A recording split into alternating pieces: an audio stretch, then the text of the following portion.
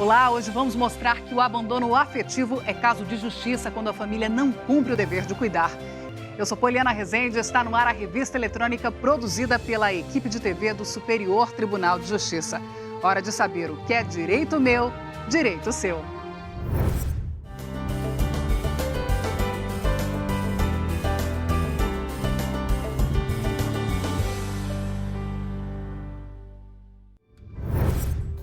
Você sabe o que é abandono afetivo?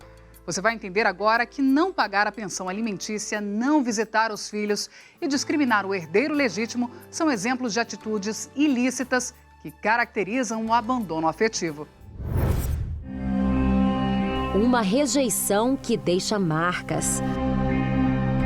A ausência de atenção e cuidado por parte dos pais na infância e adolescência. Atitudes que ferem um direito fundamental, muitas vezes esquecido. A família, ela é a matriz de identidade de uma criança, né? De uma pessoa. Tá? Então, ela precisa dar todos os elementos possíveis, afetivos principalmente, para que essa criança cresça de uma forma adequada, no sentido de se sentir uma pessoa querida, uma pessoa que pertence àquele grupo, uma pessoa incluída, uma pessoa afiliada. Isso é necessário para qualquer coisa que ela vai fazer na vida. Aos 5 anos de idade, ela já morava nas ruas com os irmãos e os pais que eram dependentes químicos. As crianças foram encaminhadas para um abrigo e, com o passar do tempo, a família se rompeu. Cada um foi para um lado. Ao completar 18 anos, ela voltou para as ruas, engravidou e hoje, aos 22 anos de idade, está com o marido e as 2 filhas no mesmo sistema de acolhimento para o qual ela foi encaminhada quando criança. Essa é a história da Vanessa. E que história, né, Vanessa? Você passou por uma experiência muito complexa, que foi o abandono afetivo quando ainda era criança, né? Você perdeu a referência de pai e mãe muito novinha. Muito. O crescimento, né, meu não foi o certo, de pai e mãe junto, escola, né, a rotina de família, nós não teve. Então, eu fiquei muito à beira da vida. Então, tudo que eu aprendi, né, no começo da minha vida foi mais na rua, foi mais vivido na rua e depois no abrigo, que foi quando eu aprendi a receber carinho, me renovar a minha vida, né, ter sonhos, né, de novo. Sem referência dos pais, Vanessa diz que teve medo quando engravidou. Como que eu ia cuidar? Como que eu ia dar carinho, amor, sendo que eu não tive? Então era muito difícil, no começo da gravidez eu tive muito medo de não ser uma mãe que minha mãe não foi, meu pai não foi, preencher o coração das minhas filhas, né? E foi na ONG Aldeias Infantis, no Distrito Federal, que Vanessa encontrou o amor e o ambiente familiar que tanto sentia falta.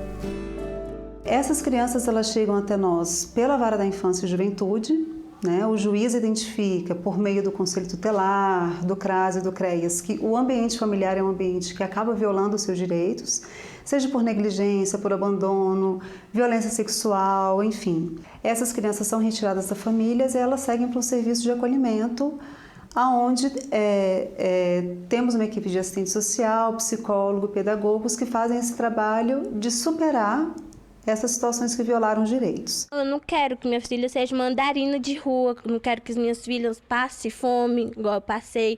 E sim, o mais importante, esteja amor, que eu não tive.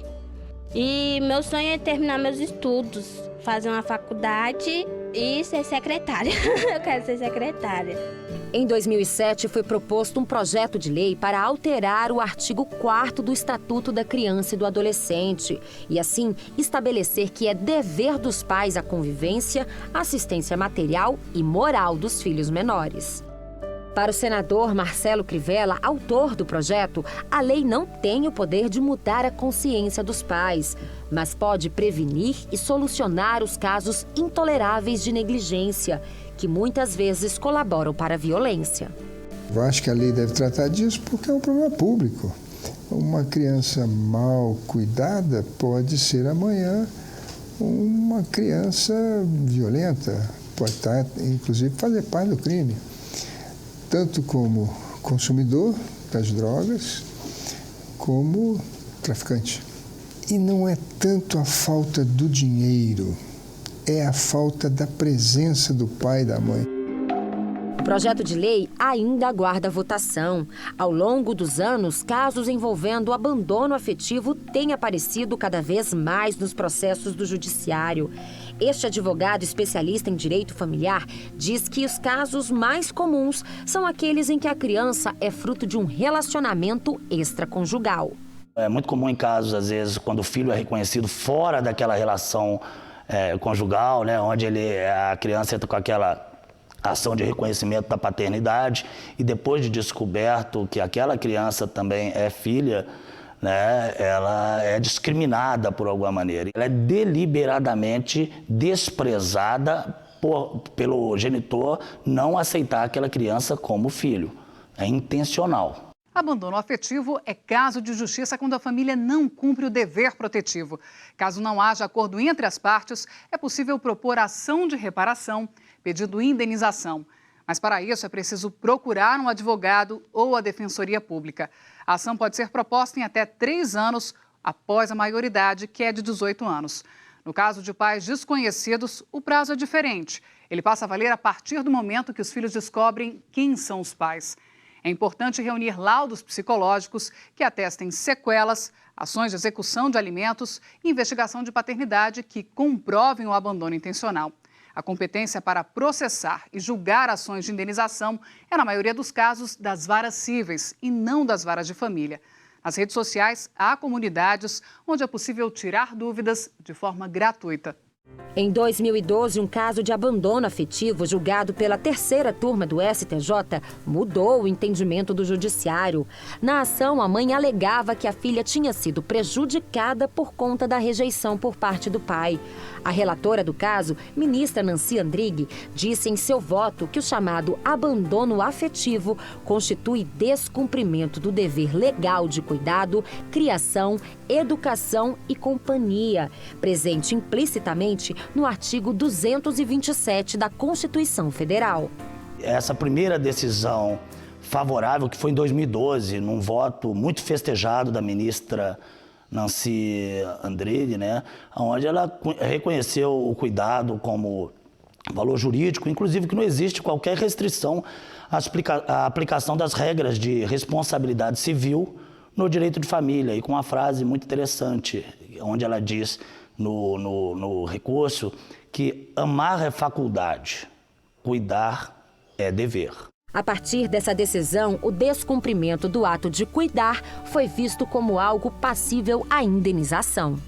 Mas o dever que está sendo tutelado por diversos artigos do nosso ordenamento jurídico, e quanto a isso não existe nenhuma dúvida, é o dever de cuidado com os filhos, tá? O dever de criação, o dever de educação. Uma mãe tem que pensar em querer dar um futuro para os filhos, amor, carinho, tudo que eu não tive, que minha mãe não sonhou para mim e junto comigo, né? Agora eu sonho junto com as minhas filhas.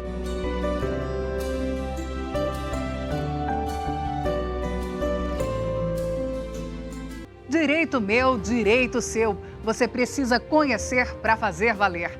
A sua revista eletrônica produzida pela equipe de TV do Superior Tribunal de Justiça termina aqui. Entre em contato, mande sugestões. Na semana que vem a gente se encontra. Então até lá. Direito meu, direito seu. Você precisa conhecer para fazer valer.